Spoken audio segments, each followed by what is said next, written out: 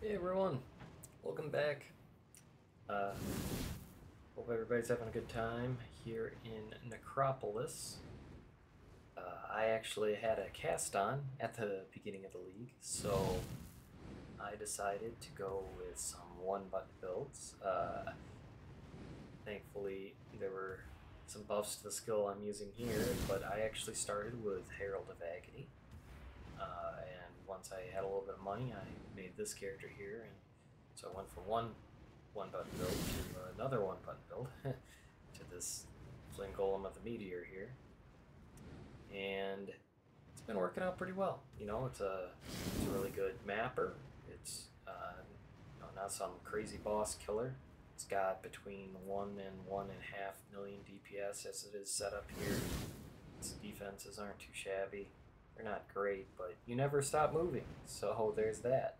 That's the best defense in Path. I wanted to showcase this character because I think you'll actually be able to do it. I haven't made videos for a couple leagues because they were not good leagues for persistent content. What I mean by that is something you can find and do for more than a month. Affliction definitely was temporary borrowed power. We knew it going into it. There was no way that was going to stick around. And while I really enjoyed the league and enjoyed my characters and made some crazy ones, they were not going to stick around. So I didn't see the point in making videos about them. But here we are, and I think we're in a place where I don't see this league definitely doesn't have a whole lot of that borrowed problem going on, borrowed power going on. So, yeah. So here we go. Like I said, I think this build is great for particular content it's suited for. It's great for expedition because it's like fire trap with the burning ground. The only thing that you have to watch for at all is immune to fire damage. We'll go about why it's great for maps in general because very few modifiers affect it. That's the upside of also not having an easy time scaling the damage, is that not things impact the damage, so a little bit of up and down. So expedition great for things like heist, harvest, which harvest, we got those little guys that go into the ground and hide everywhere, but we've got burning ground everywhere for them to not be able to run from. So that's the build. You'll see it here. I'll talk about some of the theory crafting, some of the numbers, what's important, why I went with these decisions. Feel free to jump around in the video. I'll have it listed where I'm talking about what. So yeah, feel free to jump around. I'll transition into those.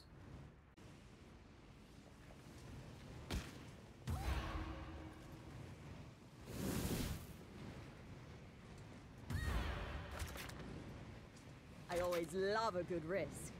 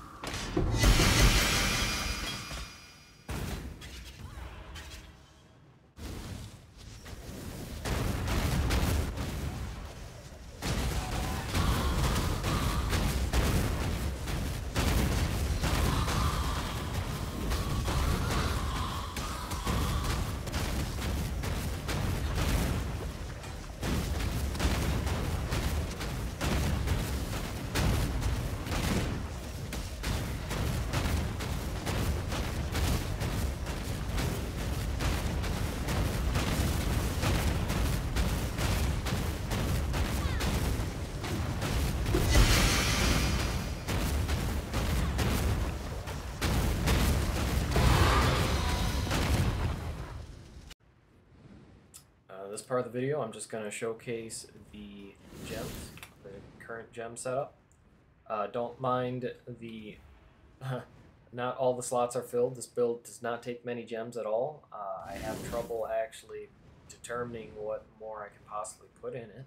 And part of the reason for that is that we've got a little bit of a problem with auras. You see, auras are no good to us. We cannot boost our damage through auras. Auras apply a moment after the golems are summoned, and that does us no good because we're only interested in the initial hit. So none of the damage auras. So we're just running Determination and Grace and calling it a day. I love the fact that this isn't a build about mana reservation efficiency. I hate how the most efficient way to build most builds currently is stacking ridiculous amounts of mana efficiency. I absolutely despise that meta. I always have. As fun as some people might have with aura bots, I think that in a game about builds, it's a little silly. But anyways, on with the gems. Here's the determination. I've got a decoy totem here just for random one-off situations. Got increased duration with automation and molten shell. I think I'm just leveling up a petrified blood. I don't actually use it here. We've got Spirit Offering. I'm not sure if Spirit Offering does anything to this build. It might only apply after the fact, like any other aura, but it's not an aura, and it's very hard to tell if it is actually applying at the correct timing for us to gain any benefit from its critical strike and multiplier. If anybody knows or sees any resources, I haven't seen anybody able to answer a question like this in my own testing. It's not been very successful. So if anybody knows if Spirit Offering would apply to this build, let me know. Enduring Cry and Call to Arms, because who isn't running a setup like this now? There's almost no reason not to just stick this in any build that is not socket starved. Down here we just have Flame Dash. You can set it up with, well, the ideal thing to use with this build would actually be Frostblink, because it's an instant and you can use it while you're cycloning. I never stop cycloning, really. I only use Flame Dash for crossing gaps. We've got Flammability, Bane, and Elemental Weakness. We grab our second curse on the tree so that we can apply both of these for the extra damage, because it's one of our only damage scalers. Nice little bonus. I do need to give quality to my Flammability and Elemental Weakness still, because we're using Ashes of the Stars as well, and stacking that would actually make these decently more powerful. Then we've got our Grace. On our main setup, we have Summon Flame Golem of the Meteor, along with Empower, minion damage support, cast while channeling support, enhance support, and Cyclone. Please pay attention to the colors of the sockets here. They're somewhat important. You definitely want Empower and your Enhance to be in red slots, whereas you definitely want Cyclone, minion damage, and Summon Flame Golem of the Meteor in green. A really nice thing about this build is we're actually getting 30% more movement speed from Cyclone, something super rare that I don't know of many other builds that get to use a benefit like this out of Cyclone, because not many builds using Cyclone are using Dialas and Ashes. So that's the gem setup. Just for these Ghastly Eye Jewels that are here, they're mostly just minion deal additional fire damage, because it's a bit cheaper than the physical damage ones, but the physical damage would actually be better, along with our elemental resistances that we're filling out. And then I made this pretty solid jewel here as well to stick in to the Darkness Enthroned. In this part of the video, I'm going to talk about the equipment. So, starting with our weapon, we've got Mata's Teaching. We're using this for multiple reasons, and ignore the enchantment that's currently on it. That is not an enchantment that we care about or want. The one that you want to stick on this is the Harvest Blue enchantment that gives you critical strike. Because the higher the critical strike on this, the better. I was an idiot and thought that for some reason that enchantment came from Heist, and used probably 6 or 7 orbs before realizing no, it's the Harvest one. So I'm currently saving up my blue juice for the Harvest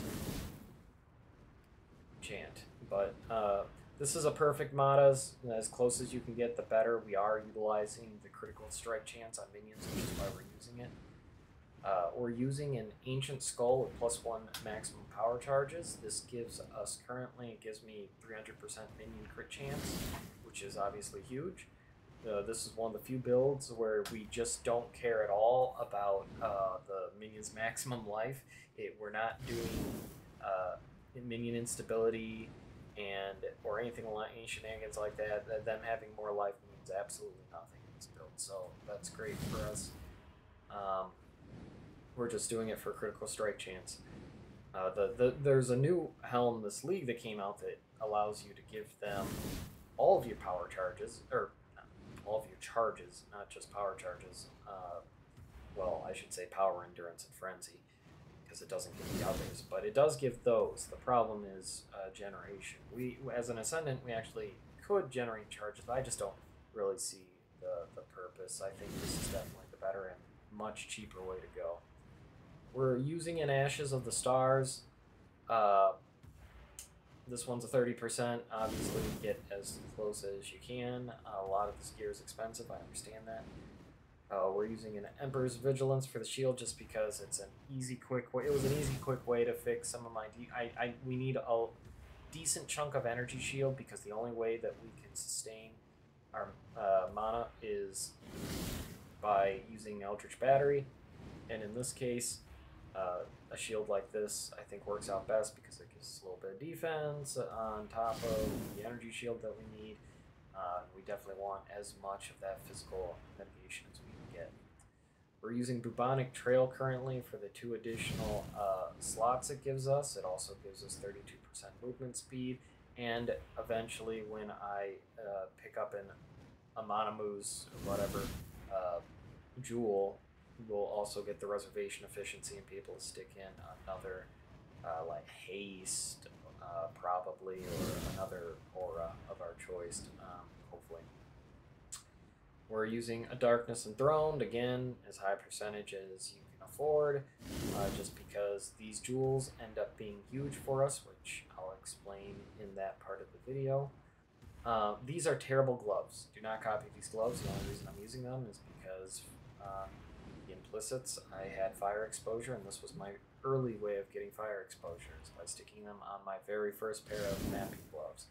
They're terrible, but we have lots of resistances on this build, so honestly, a good thing that you could do is use the replica gloves that give 20% physical as fire. The replica council gloves, those would be a good choice. We do not use stats. We do not need stats because we're using the Timeless Jewel. It allows us to ignore. The ring here that we're using is just, this one's just filling out some resistances currently, but honestly we don't even need it. It's a pretty solid ring, but it doesn't even have, it's not tempered at all. It doesn't, and this one's actually bad. The only reason I stuck this on was for the life and energy shield and a little bit of extra cast speed, but we're well above our max resistances, so I'm not worried about that currently. And then we've got a Dialis. So, and again, for the Dialis, please pay attention to the gem colors. But that is everything that we currently are using for our gear. This part of the video, we're going to talk about the skill tree. So, let's hop over to the skill tree.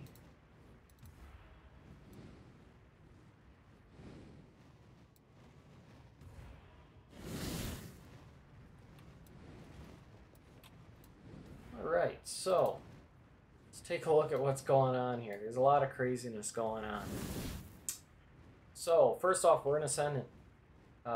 We are an Ascendant that is currently mainly Elementalist, and then we go Raider for the, just everything on Raider is pretty solid for us.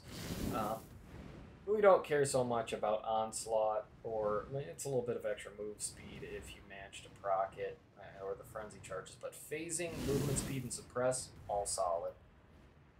For Elementalist, we're going that because it's the free golem. We only need 2 golems for this setup. I'm going to talk about the breakpoints for this build, because I am using cast while channeling, and there are breakpoints for it that are pretty important to hit.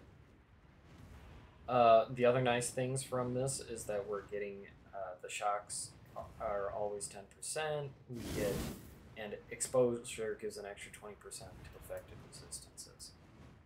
Now for the tree itself, we are basically grabbing as many jewel slots as we can, because guys. One important thing about this build is that we are we're very jewel starved. We need to fit in a ton of cooldown.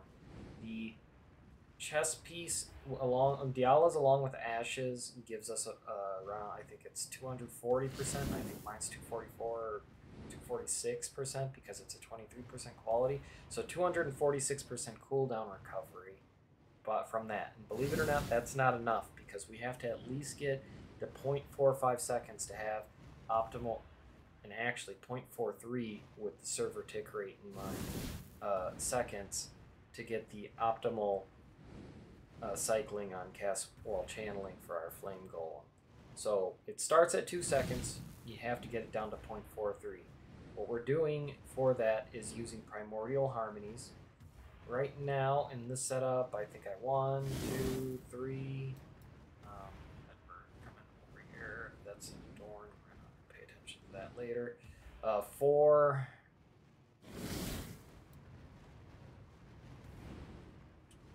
5. So currently 5, which comes out to be, and you want them all to be maximum. The golem skills have 30% increased cooldown recovery rate. Golem skills are the golem's skills.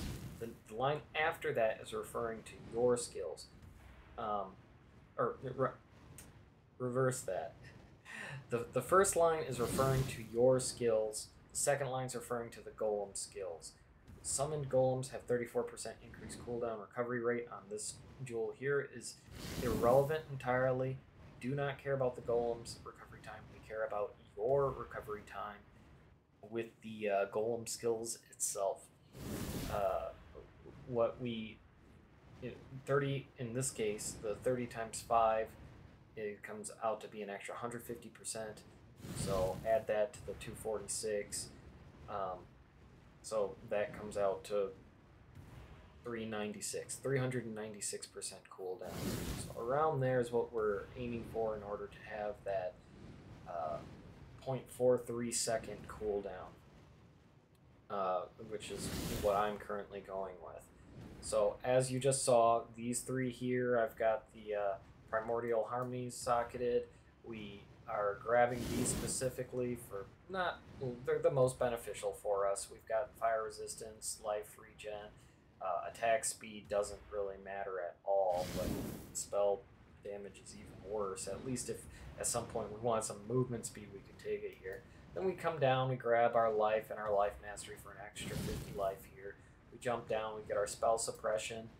We don't grab Mage Bane because we are taking Supreme Ostentation. Then we jump down, and here's where my Adorned is. This is 143% Adorned, get as high as you can afford. This is obviously probably the most expensive part of this build, honestly, but it's also one of the best ways of scaling it that I can determine at least. Coming over here, we have my first of the jewels. They vary a little bit. Some of them have all resist, some of them have evasion rating while moving. We always move, so this is great for us. Minions deal tier 1 additional fire damage. Now what would even be better is physical damage, because some of the other things that we have in this build scale fizz to fire, but fire has a higher flat number and is cheaper to get fractured. It's very easy to craft these single fractured magic jewels for the Adorned in this case, and corrupt them. Not very expensive. I think I picked these up, all of these up fractured, for like 10 to 15 chaos apiece. Now you'll notice that we've got tattoos coming across all these dex nodes. I have 10 of these for pure stun avoidance. It's pretty important to get stun avoidance. This build does not do well when it gets stunned. We're not super tanky, we have low life, but we have a decent amount of layers of defense, but we're not going to survive standing still. We come down here, get some more evasion and life, and then over here is the other notable thing that's going on here. So we've got an Elegant Hubris. This one in particular is 136540. I bought this for 1 div at the start of the league. It in particular, along with a socketed Impossible Escape for acrobatics in particular, which is this one here, allows us to get 3 of these minions deal 80% increased damage nodes, which is huge for this build. It's one of the only ways that we can scale minion damage on this build. So I consider this pretty critical for it. And we are only losing 3 small passives in order to do this maneuver here. So this one is a pretty solid one. I looked around at pretty much every place on the tree that I could find, and this was one of the better for this build, in my opinion. And then we come over here, we grab a large cluster. This one's using Raise and Pillage, Rotten Claws, and Vicious Bite. Rotten Claws, specifically because Rotten Claws always gets put on this outside node. We don't take it, but we do like Raise and Pillage and Vicious Bite. Both of them do a great job scaling damage on our build. We get Crit Strike with multi, as well as Fizz to Fire and increased damage, which is welcome. Then we've got another flat fire damage along with Chaos Resistance that's getting scaled by the Adorned, and Primordial Harmony down here. We come up, we grab more life, as well as the Life Mastery that's pretty important for using Dialas, which is the 15% increased maximum life. There's no modifiers on the equipped body armor. Then we come up, we grab our power charges so that it works along with our helmet to give our minions an extra 50% crit. This is, again, where we socket our impossible escape, can go anywhere. And you'll notice that we've got tattoos set up here. All of these are for maximum energy shield. And actually, we've got a couple more nodes. We've got dex nodes down here that are doing nothing, 3 of them, as well as 7 int nodes that are doing nothing. Feel free to put whatever tattoos you want on them, but I have energy shield on these currently. The reason we need the energy shield is that this build uses tons of mana. Every time we summon that golem, it's 160 or so mana or more, and we're summoning it 2.5 times a second. We do not want to have to invest into mana, but we do not have the room to invest into mana in this build. So we're grabbing Eldritch Battery and we're picking up some energy shield on some items and we're scaling it. Coming up, we grab some more energy shield and life. We grab our extra curse up at Whispers of Doom. We come down, we grab our suppression. The one unfortunate thing about this Timeless Jewel is that it does get rid of the best suppression node cluster in the game right here. So that is a downside. But we do grab this one up here, as well as chance to suppress spell damage is lucky. And that, along with the other things that we're doing on the tree, is giving us 70% spell suppression, which is with luckiness, which is right around where the breaking point for using lucky really effectively is. So that works out. We've got another Primordial Harmony. This is the same exact large cluster jewel setup. Raise and Pillage, Vicious Bite, Rotten Claws. Just take Raise, Pillage, and Vicious Bite. Come up here, and we've got this medium cluster jewel, which has Master of Fire on it. That's really the only reason we're using it. And we're getting free nearby fire exposure. We're always near the enemies for the most part, and just dancing around them. So this allows us to apply fire exposure, get the extra 20% from our mastery. And then we've got another one of these magic corrupted flat fire damage with all res jewels. Coming over here, we pick up our other power charge, and we have another one of the same exact kinds of jewels. Going left, I actually did take this node for damage recoup as life. Pretty solid layer for just 3 points. I think it's worth it. Then we grab more life here. We come over here, and we grab this Unnatural Calm, mostly for the energy shield recharge rate. And then we grab this whole cluster over here because we are scaling our minion crit and chance and multiplier as much as we can. We do have Anointed Essence Infusion for that extra energy shield recharge, but if you solve that problem in another way, you can instead anoint Overcharge to get another 50% crit rate for those minions. And that is pretty much the entire tree. And now we get to my favorite part, where we discuss the theory crafting, why we made the decisions we made, or that I made, and talk about what are some potential other options. Would I do anything different if I did it again? If I want to rework it, what would I do? I'm still trying to figure out damage optimization on this build. So my idea was simply this, right? I'm obviously scaling mostly the hit component because the damaging, there are 3 parts to this ability. There's the hit, there's the ignite, and there's the burning ground. And the big flashy number, and the one that got buffed the most, was the hit damage. It was buffed by 50% this patch, 50% more, mind you. It's, you know, I think right now if I go over and I look, I believe that the damage multiplier on this ability, the Meteor attack, and that is something I want to cover clearly, is that this actually is an attack. It is not a spell, do not confuse that. And since it is an attack, that comes with some ups and downs. The downs being that pretty much everything else Flame Golem does is spells. And we can't scale it with spell damage. Not that we could anyways. That's a minion. But, so, what is the correct route to go? Well, minion builds in general, in my opinion, especially something as weird as this one, really do have scaling problems. And since we're using a Dialas and we're needing to bump the quality as much as possible, we already have gem problems. We're only going to have a couple damage gems attached, so how are we going to multiply our damage? And for me, it seemed easier to scale the hit component because, well, there is that very large damage multiplier on the attack itself. So if we take a look at it, alright, so right here on PoEDB, we can see that Meteor summoned 525 more attack damage.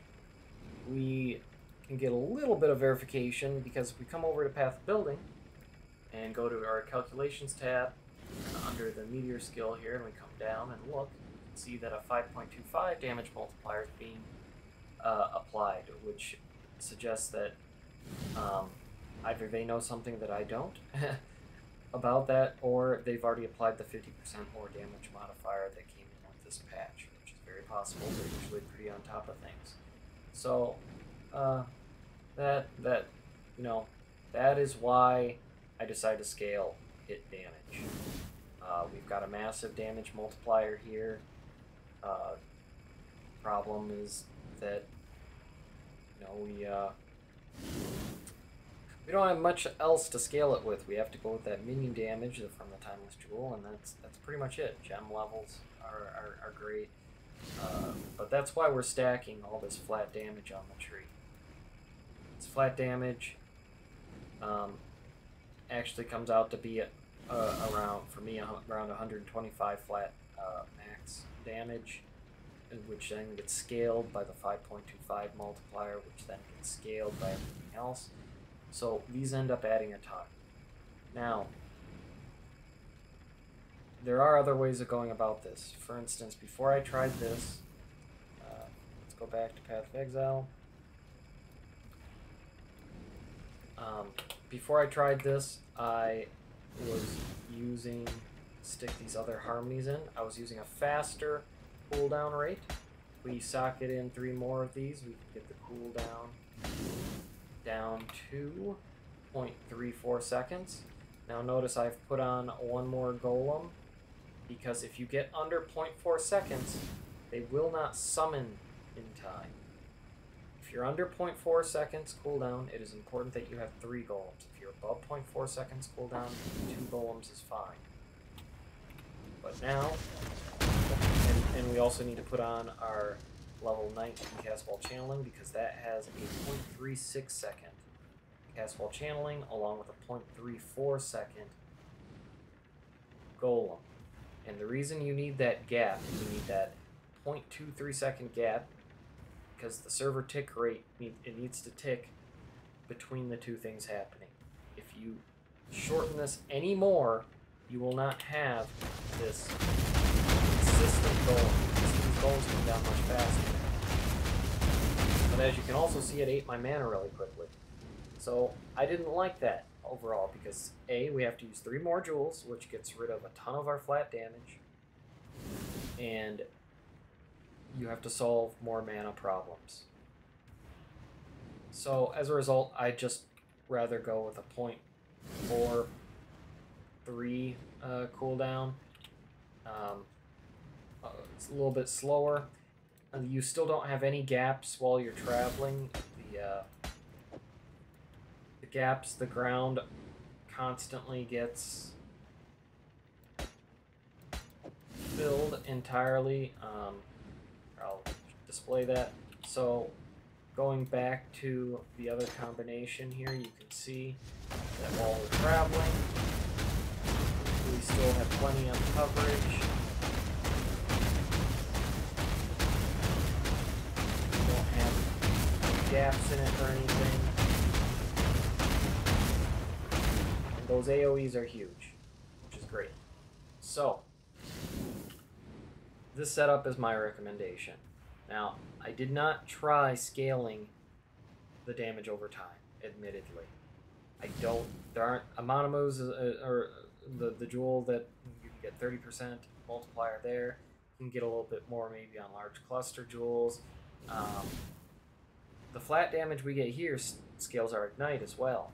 So that's nice. And we have very high crit chance on the minions. And we also have 2 Raise and Pillage, so we're getting ignites on pretty much every hit. So, honestly, I think this flat damage on the jewels is the way to go. If somebody else has any other ideas, feel free to let me know. Now, let's transition real quick into talking about why cast while channeling. Well, in my opinion, cast while channeling is by far the most synergistic move here. Hey, I want to automate it. What other options do we have for automating it? Well, I think the most obvious answer to that is Elementalist, Liege of the Primordial. Let's go over there and take a look at that. So, Elementalist, Liege of the Primordial. Liege of the Primordial resummons a golem every after 4 seconds after being killed. So, why wouldn't you just, it's free. Be able to use a 6 socket. Why don't you do this? Well, just hold on. I've tested this thoroughly in standard before the league started. Okay? First off, you take Legion, you go Elementalist, and what do you get out of it? This is pretty much the only node, in my opinion, that's any good for this build. It's a build requirement for if you're going to do this. Here's the issue. In order to get golems coming down quickly, you have to get a very high maximum number of golems. How do you get a maximum number of golems? Use primordial jewels, which is more socket pressure than you already have. We're already using all of them. We wish we had more. So that's one problem. Secondly, even with 7 or 8 golems or something ridiculous like that, you have to rev them up like a chainsaw at the beginning of every map. You have to sit there summoning them. Summon, summon, summon, summon. And you don't have the great cooldown that this build has. So you have to wait the full, 2 seconds. Or whatever you get the cooldown to. So you're resummoning them manually at the beginning of every map. The quality of life there sucks. Having to do that takes quite a bit of time to get it to a decent point at the beginning of every map and every zone. So if you zone into a boss, you have to do it again. Pretty terrible. Not only that, But if you take Legion of the Primordial, well, you know, we want the other maximum golem off Elemancer. But if you take Elemancer, how are you going to kill your golems? Because, yeah, that's a big problem you got to solve here. If, with Legion of the Primordial, if you go this route, you have to kill them somehow. So what are you going to do? There's a couple ways to do that. One way is you could still go Critical Strike, and then Whispers would kill them with chaos damage, but it's not going to be fast because that's only 20%. But the most obvious way that you're going to kill them is by using, you know, the support gem, Infernal Legion, whatever it's called. Yeah, Infernal Legion, I believe. So, Infernal Legion is fire damage. You take Elemancer, your golems are immune to fire damage. You're not going to be able to do that. So you don't even get to take this node. And not only that, but Infernal Legion by itself isn't going to kill them very fast. You're going to have to invest in additional things to kill them quickly so that they respawn quickly. You're going to have to invest in something like using Necromantic Aegis along with Malagaro's Lens. Which means now you have to, A, you have to come up here, and B, you lose your shield slot, which is giving us a ton of benefits on this build.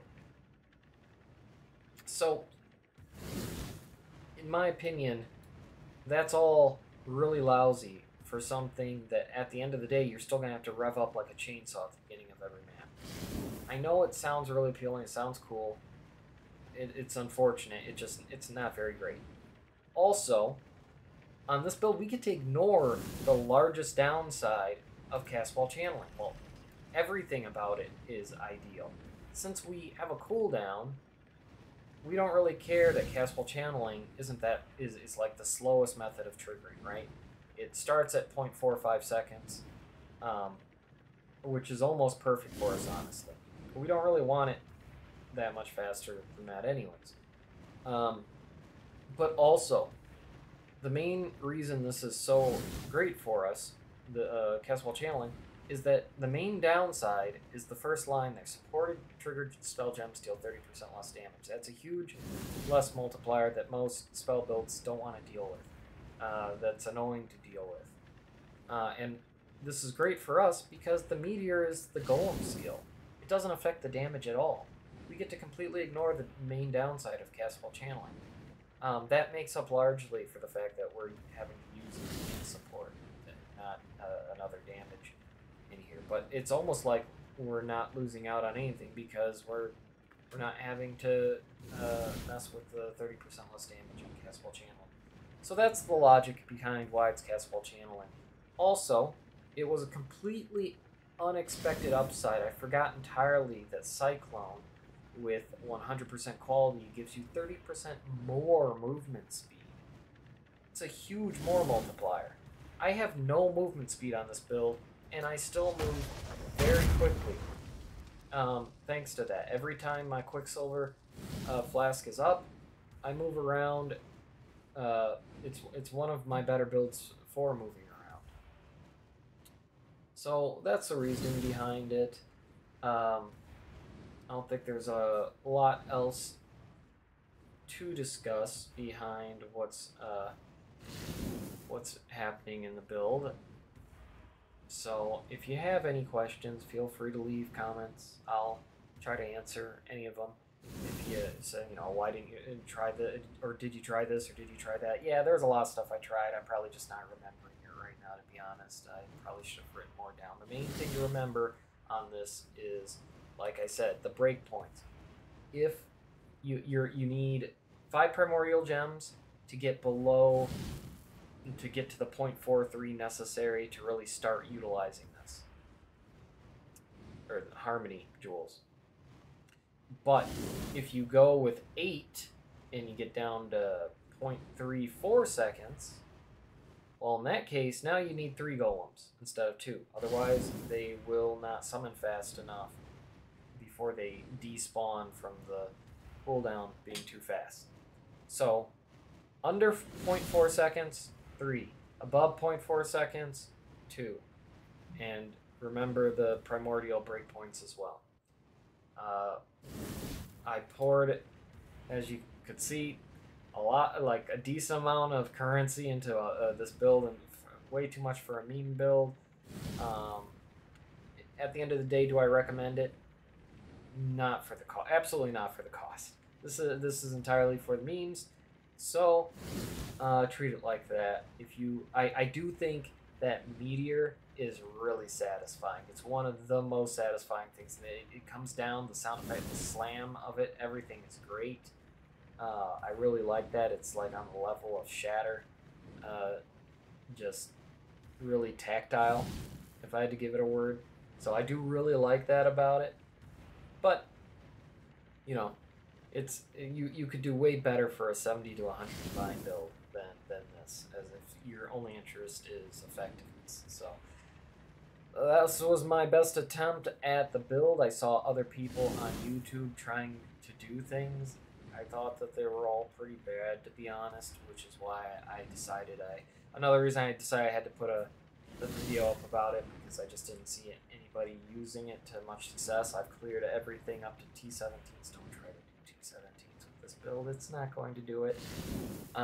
It cleared all the normal bosses just fine. I haven't tried something like Loopers, because again, not a great boss build, but really solid mapper. Thanks. Got any questions? Leave them below. See ya.